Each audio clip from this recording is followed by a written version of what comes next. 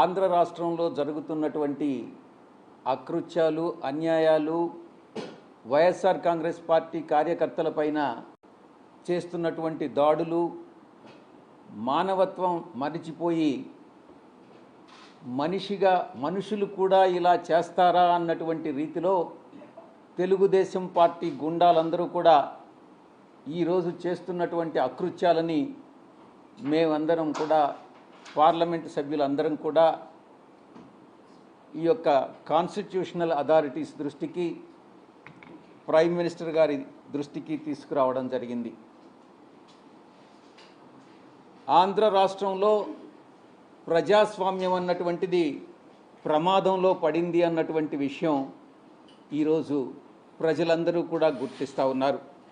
వారం రోజులుగా తెలుగుదేశం పార్టీ చేస్తున్నటువంటి దాడులు, అత్యంత భయానకమైనటువంటి పరిస్థితులు ఆంధ్ర రాష్ట్రంలో నెలకొన్నటువంటి సంగతి ప్రతి ఒక్కరికి కూడా తెలుసు. కానీ దానికి పూర్తి భిన్నంగా వైఎస్ఆర్ కాంగ్రెస్ పార్టీ పైన, కార్యకర్తలపైన, నాయకులపైన చేస్తున్నటువంటి దాడుల్ని దాన్ని తిరిగి మేమేదో వాళ్లపైన దాడులు చేస్తున్నామన్నటువంటి విధంగా చిత్రీకరిస్తున్నటువంటి ఘనత ఒక్క చంద్రబాబు నాయుడికే దక్కుతుంది. ఈ రకంగా వక్రీకరించేటటువంటి బుద్ధి ఒక్క చంద్రబాబు నాయుడికి, ఆయన పార్టీ నాయకులకు మాత్రమే ఉందన్నటువంటి విషయం అందరూ కూడా గమనిస్తూ ఉన్నారు. ఈరోజు చంద్రబాబు నాయుడు గారి పరిపాలన ఒక ఆటవిక పరిపాలన అన్నటువంటి విషయంగా మనం అభివర్ణించవచ్చు.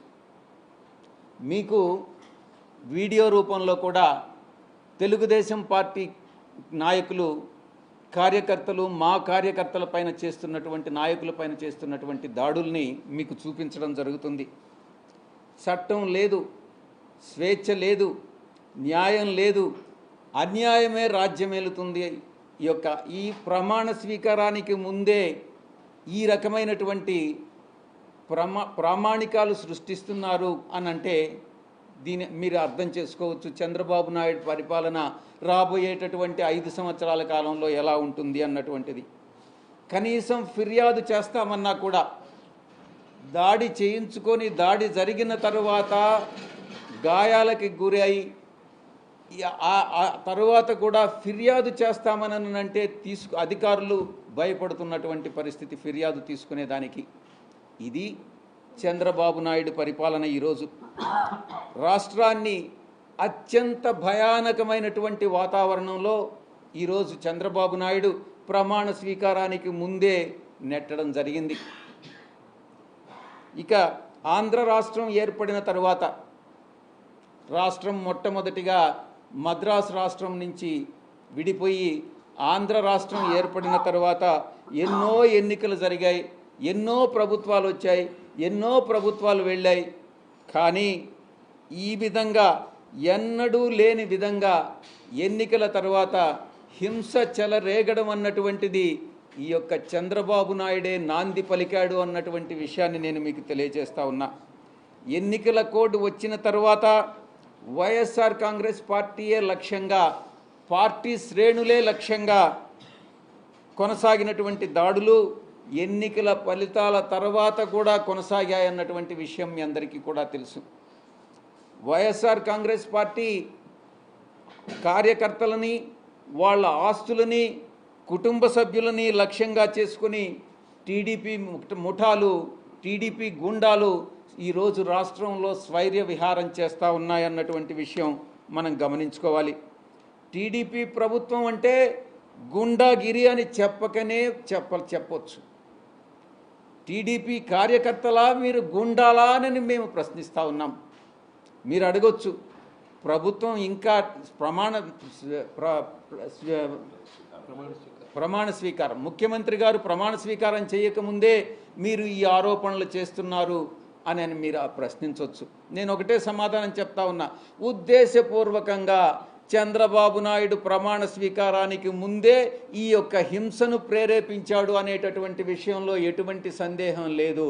ప్రమాణ స్వీకారం చేసిన తరువాత ప్రభుత్వం బాధ్యత వహించాల్సి వస్తుందనని ప్రమాణ స్వీకారానికి ముందే వైఎస్ఆర్ కాంగ్రెస్ పార్టీ కార్యకర్తల మీద దాడులు జరపండి అనని ఆయనే స్వయంగా ఆదేశాలు ఇచ్చాడు అన్నటువంటి విషయం అంతర్గతంగా తెలుగుదేశం పార్టీ నాయకులు చర్చించుకుంటున్నటువంటి విషయం మీ దృష్టికి వచ్చే ఉంటుంది. దాడులని అడ్డుకునేటటువంటి వ్యవస్థలే కల్పించట్లేదు. న్యాయ వ్యవస్థను అప్రోచ్ అయ్యాం, పోలీస్ వ్యవస్థను అప్రోచ్ అయ్యాం, రెవెన్యూను అప్రోచ్ అయ్యాం. పోలీసు వ్యవస్థ నీరు గారిపోయింది, నిస్తేజంగా మారిపోయింది. వ్యవస్థ పని చేయకుండా మానేసింది.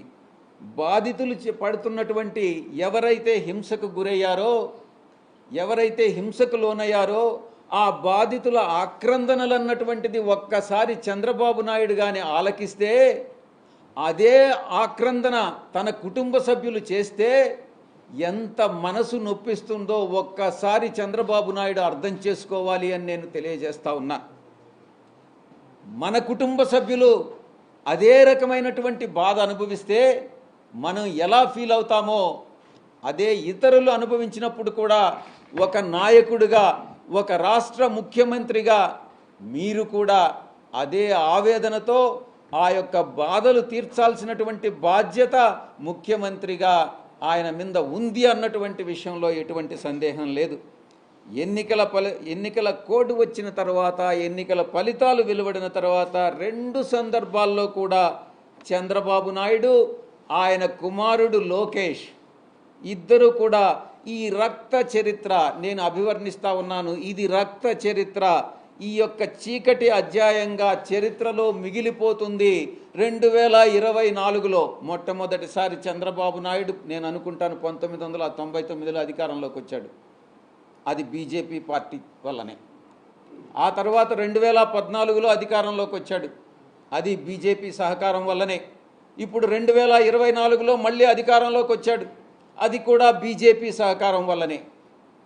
నేను చెప్తా ఉన్నాను, ఈ హింస ఇలాగే కొనసాగితే రాష్ట్రంలో బీజేపీ కూడా, రాష్ట్ర ప్రభుత్వంలో బీజేపీ భాగస్వామి కూడా ఉంది కాబట్టి బీజేపీకి కూడా ఈ బాధ్యత వహించాల్సి ఉంటుంది అన్నటువంటి విషయాన్ని నేను స్పష్టంగా చెప్తా ఉన్నాను. ఈ చంద్రబాబు నాయుడు ప్రారంభించినటువంటి ఇది ఒక సాంప్రదాయం, మంచి సాంప్రదాయమా, ఇది మంచి ప్రెసిడెంటా కాదా అన్నటువంటిది చంద్రబాబు నాయుడు విజ్ఞతకే వదిలేస్తూ ఉన్నాం.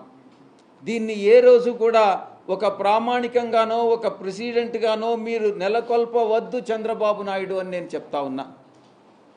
ఎందుకంటే భావి తరాలకి మీరు హింసను ప్రేరేపించడం అన్నటువంటిది మంచిది కాదు, ఇది నేర్పించవద్దు అని నేను మీ అందరికీ కూడా నేను విజ్ఞప్తి చేస్తా ఉన్నా. ఎవ్వరు కూడా హర్షించరు, సభ్య సమాజం హర్షించదు. ఈ విషయం చంద్రబాబు నాయుడు గుర్తుపెట్టుకోవాలి. అధికారం అంటే బాధ్యత కాదు, రౌడీజం అని, గుండాయిజం అని వాళ్ళు తెలుగుదేశం వాళ్ళు ఈరోజు చెప్పకనే చెప్తా ఉన్నారు. ఇదే మా పద్ధతి, ఇదే మా తరహా, ఇదే మా ప్రిన్సిపల్ అన్నటువంటి విషయాన్ని తెలుగుదేశం పార్టీ చాలా స్పష్టంగా చెప్తా ఉంది. నోరు ఎత్తేటటువంటి బడుగు బలహీన వర్గాలు, నిరుపేదలు, వాళ్ళందరూ మధ్యతరగతి వర్గాలపైన తెలుగుదేశం పార్టీ చూపిస్తున్నటువంటి దందాలు కానీ, ఆ యొక్క జులాయితనం కానీ ప్రదర్శించడం చూస్తే సభ్య సమాజం తలవంచుకునేటటువంటి పరిస్థితి ఈరోజు ఆంధ్ర రాష్ట్రంలో. యూనివర్సిటీలు వదలట్లేదు. యూనివర్సిటీలో వీసీలను నేరుగా వీసీల పైన దాడులు చేస్తూ ఉన్నారు. యూనివర్సిటీ రిజిస్ట్రార్స్ మీద దాడి చేస్తూ ఉన్నారు. ఇక